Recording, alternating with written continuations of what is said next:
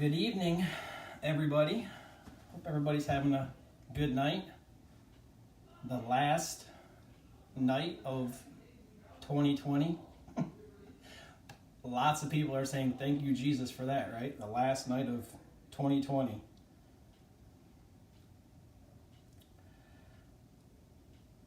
We had a conversation the other day about we went to away for a couple of days, us and the kids, and we were going through the turnpike in Ohio, and the guy who takes your money to go through the turnpike made a joke about 2020 and then 2021 and how it, he's like, knock on wood, 2021 couldn't be any worse than 2020. And I'm like, be careful what you say, careful what you wish for, kind of thing. So I don't know, we'll see. I know there's got to be probably a lot of people who are thinking that couldn't be any worse, right? Well, hopefully you all have some sort of plans for the evening to see 2020 out. Welcome 2021 in. Have you all made your New Year's resolutions? Some people are big on that. I'm not really so much big on that. My New Year's resolution, I'll give you kind of a glimpse into my life, but my New Year's resolution is basically the same every year. So starting January 2nd or 3rd or whenever the New Year weekend gets over, I figure out when spring break is. And so then that's when we go to Destin, Florida for spring break. So kind of my New Year's resolution every year is see how much weight I can lose from January 2nd or 3rd or 4th or whatever it is until the time that we leave to go to Florida for spring break. So I looked it up earlier today. Spring break starts March 27th or 28th for us this year. So it's going to be the mad dash from like January 3rd till March 27th to see how much weight I can lose. So we'll see what happens. I got to get on the scale tomorrow in the morning and see how bad it is. And then what I'll do on the 27th of March, we'll get back on there and see what it is. And I'll let you all know what we came up with. That'll be a fun little game. So the last devotional for this year is, let me get back over to it. Obviously, it's kind of has in mind that it's the last devotional of the year and the new year is coming and all those things. But we've been on this idea of truth for a little while now. And so the title for tonight is Being Participants in Truth. Being Participants in Truth. So it kind of lends itself to a little bit of a New Year's feel to it, while also kind of maintaining the theme of what we've been talking about here for the last little bit. So I thought Ed and Tim did really good jobs this week, kind of building up to this and kind of setting the stage and leading up to that. So we'll kind of hit our devotional here, and then at the end I'll give you some updates on Donald Gwynn and Volker family and all that kind of stuff. So we'll hit that at the end as we get ready to pray and get out of here for the last time in 2020. So let's jump into it. It says, being participants in truth. It says, truth cannot aid us until we become participants in it. We only possess what we experience. St. Gregory of Sinai, who lived in the 14th century, taught that understanding and participation were inseparable in the spiritual life. So understanding and participation. And when I was reading that yesterday, it instantly reminded me of one of the basketball coaches that I follow and kind of watch on different things. He was talking about the idea of, in his mind, what makes a good coach and what doesn't make a good coach, right? And the idea was, or kind of the concept and why this reminded me of it was, he said, if you haven't participated, or if you haven't played, is the word he used, but it reminded me of this participation idea. If you haven't played basketball or baseball or football or whatever it was at a certain high enough level, you really don't understand the intricacies of the game. And so it reminded me of Kylene, my middle daughter. Like, she plays soccer. She's a really good soccer player. I didn't play soccer. I don't know. I've kind of tried figuring it out and from watching it, but I don't understand soccer at the intricate level the same as I do baseball, which I played a ton of for years and years and years. There's something about participating in it that kind of ingrains it in you in a certain level, and you kind of have this ability to apply it and be applicable in your life and be able to have the intricacies of it and the fine points of it, that you can give it away to somebody else, that you can teach it to somebody else. Like, I can take Kylene and I can put her in a gym and I can teach her the fine points and the small things of basketball because I played a lot of it, so I know it. Like, I participated in it. Where soccer, I can't. I can watch it and I can enjoy it, but I didn't participate in it, so I really don't have a complete understanding of it. And so that just kind of reminded me of that idea of understanding and participation were inseparable. And here we're talking about in the spiritual life. And he says, he who seeks to understand commandments without fulfilling the commandments, and to acquire such understanding through learning and reading, is like a man who takes a shadow for truth. For the understanding of truth is given to those who have become participants in that truth, who have tasted it through the living it out of it. Those who are not participants in truth, who are not initiated therein into it, when they seek the understanding of it, draw it from a distorted wisdom. So to go back to that kind of that sports analogy, you can have a really genius person and they can study that sport. They still don't have the complete understanding of it, the same as a person who actually lived it, who actually played it, right? So some of the best coaches that you see aren't necessarily the smartest guys around, but they're the guys who have lived it and they know all the fine points of it and then can turn around and communicate that to the other people because they understand it at such a level, because they participated in it, they lived it out. And so it says, of such men the apostles say, the natural man receiveth not the things of the Spirit, even though they boast of their knowledge of truth. You can have an intellectual knowledge of truth, and you still don't have it at the same level. You can be a doctorate, a multi-time doctorate of truth at an intellectual level, and still be almost completely devoid of it in a personal, spiritual base level. Does that make sense? I can study and study and study and study soccer. I'm still never going to get it at that core base level where I understand all the little things of it because I just never participated in it. And he says it this way. He says, here's a simple but neglected doctrine that should be restored to its rightful place in the thinking and teaching of the church. It would work wonders if people would understand participation in truth is where we really grasp truth at a level where it changes our life. If we don't ever press into that, if we don't ever push into that and try to live that out, we can read the Bible from front to back and study it and digest it and break it down and learn all this stuff about it. If you don't ever internalize it and it doesn't ever change the way that you act, the talk, the way you think, the way you react, all those things, then it's just intellectual knowledge and it does you really no good. If anything, it almost is worse. Because now you have this idea that you think you know what it's about, but you really hasn't allowed it to change you at a level where it's going to affect eternity for you. So that's a really dangerous spot to be. I love the thought for tonight. The thought for tonight was, some of us measure our commitment to Christ by the truth that we mouth and the rules that we keep. Do we know people like that? Are we maybe people like that? Some of us measure our commitment to Christ by the truth that we mouth and the rules that we keep.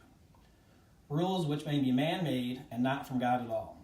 But trust must be tasted through living if we are to be participants in it. You find out really quickly how much you trust God, how much you trust all of the things that go along with that, with the Bible, with spirituality, with God, and with giving your life to Christ and all of those things. you find out in the rough times, in the hard times, in the emergency times, really what you believe and really what you trust, right? So if you run into a tough spot, is your first reaction prayer? Is your first reaction contemplation? Is your first reaction going to your Christian friends? Is your first reaction that, or is your first reaction trying to depend on yourself? Is your first reaction trying to depend on your money? Is your first reaction just trying to do more, try harder, be better? Those kind of things. Those things will all those latter things will all fail you. I learned that firsthand for myself. When I finally decided to get serious about my faith was in a time where I had tried harder, tried to be better, tried to do more, tried to make more money, tried to have more things, tried to leverage this, leverage that. And at the end of the day, when you run out of all of that stuff, there's only so much effort, there's only so much energy, there's only so much that you can self-help that you can do. At some point, you have to just be done with all of that and go back to the truth. And that's really what this whole week for me, talking about truth, like when Ed and Tim was covering it and stuff, it just kept reminding me of this idea of what you believe is truth is what you go to when there's nothing else to go to. When you're down and out and you're at the bottom, what do you hold on to? That's your truth.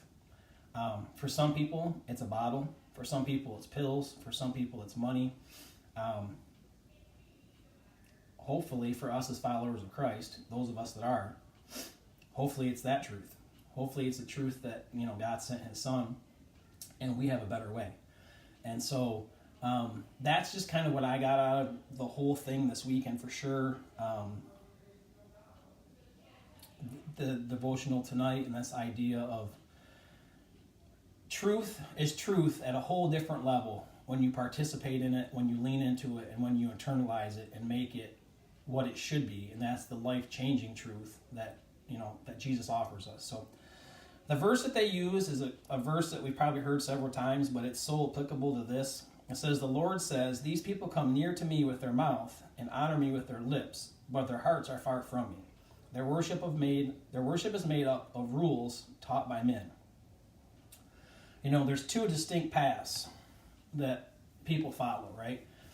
There's this path that you follow Christ, and you really lean into that, and you really believe that. And it shows up by the way that you walk and you talk and the way that you spend your time and the way you spend your money and that you're giving of your talents and all of those things.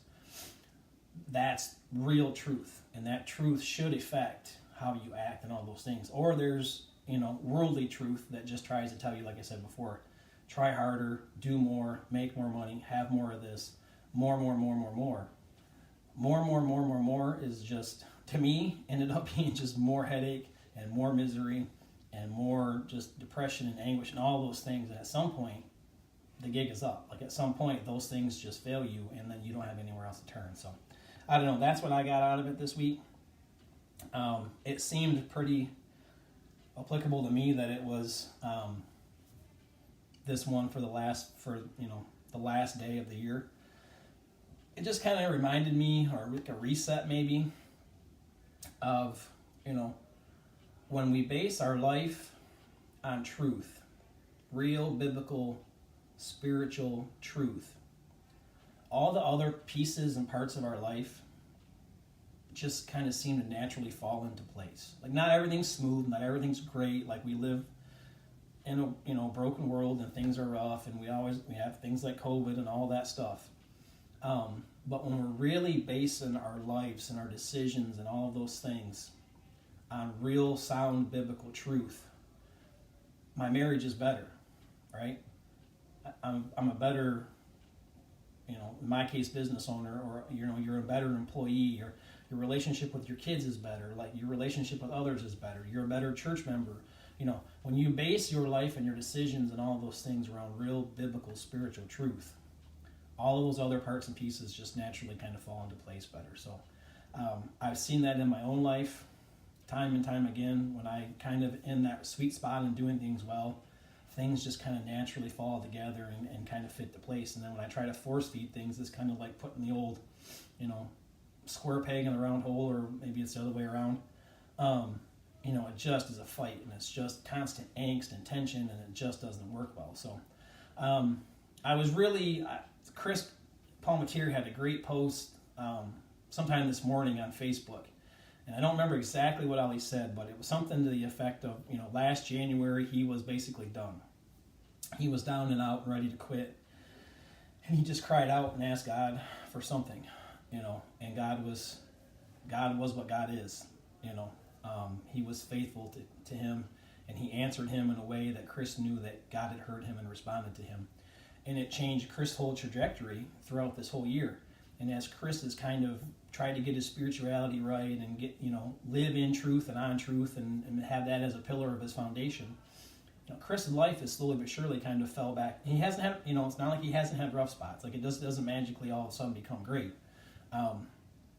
But I just was so encouraged that he shared that, because that kind of reminded me of my life and my walk like 10, 12 years ago, when I had to kind of have that same kind of time, those same kind of moments. So it just is all kind of fitting that it's the last day of the year and we're all getting ready to make New Year's resolutions and try to do this and do that. And New Year's resolutions are great, to lose weight like mine, or, get in better shape, or whatever it is. All of those things are fine. But if you're not grounded and it doesn't come from a base of spiritual truth and who Jesus is and why Jesus is, then it's just kind of right? But when you do those things, you make those decisions, and you kind of bring all of those things together, it just kind of flows and becomes natural, and it just fits together. I can't explain it, it just, logically, a lot of times it doesn't make sense. But when you're doing things for the right reasons, and you're trying to do things the right way, God honors those things. And he sees that you're trying to live by truth, and that you're trying to do things the way that he would have you to do them. God honors that. He just does. I've seen it time and time and time again. Chris is seeing it in his life. There's countless others that have the same kind of testimony as that. So just want to say, as you're making your New Year's resolutions, just be resolute in the idea of grounding your life in biblical spiritual truth. So that's what I got out of it. Hopefully you guys got something out of it this week. I just thought it was a great week of devotion. So still continue to be in prayer for Big Don O'Gwin. He came home from the hospital, I believe, today, and so he's back home. I don't know if he's obviously doing better. I don't know exactly how well he is, but he's home, so that's definitely heading in the right direction. And then continue to be in prayer for the Volker family. Todd lost his mom yesterday. I seen on my Facebook just before I was getting ready to come on here that they had announced funeral arrangements and that kind of stuff. So I didn't get to read it. It was literally as I was getting computer set up to come out of here. So you can go on Facebook and see that stuff and see, I think, the obituary and maybe some of the arrangements or whatever. So continue to be in prayer for the Volker family. I think Cindy lost her mom. Me and Mindy were talking about it earlier, and Cindy had lost her mom not that long ago, and now Todd has lost his mom and stuff. So it's been a rough go for them, for sure. So just be in prayer for the Volker family, that they would sense that all the folks here at Westside love them and are thinking of them and are in prayer for them. So let's go to the Lord in prayer, and then we'll be out. Father, I thank you for your goodness, and I thank you for your grace. I thank you for the Volker family, that they are at Westside with us, and that we get a chance to love on them and spend time with them and just let them know that we're thinking about them. We're praying for them, and that, God, you would just kind of wrap your arms around them, and that they would be able to feel your presence, God. They would be able to feel the comfort that only you can give. God, I know it's a rough time in the holiday season and all that, but just allow Todd to know that we're thinking of him, we're praying of him, we love him, and that better days are ahead. Just to celebrate his mom's life and celebrate who she was, and just hold on to those things, God. Just pray that you be with Big Don O'Gwin, as he would be home, that he would continue to get better, get stronger, that he would get his sugar figured out and get his health figured out, so that hopefully this isn't a reoccurring problem for him. God, I just pray that you would be with us tonight as we're at our different parties and different get-togethers or whatever, that we would all be safe, that we would all enjoy the company, and that we would all be smart with what we're doing. God, I just pray that whatever we would do would be God honoring, and that you would get glory from our lives, from our walk, and from our talk. God, I just pray that you would be with us as a church, that you would continue to push us and motivate us and mold us the way that you would have us to be, God. I just pray that you would continue to show us what you would have us to do in your kingdom, and that one of our huge, big resolutions for the year would that we would just constantly and continuously just be chasing after what you would have us to do and just continually be obedient in that. God, just pray if there's anything that you want to do with a church and a people in 2021, that God, that you do it with us at Westside.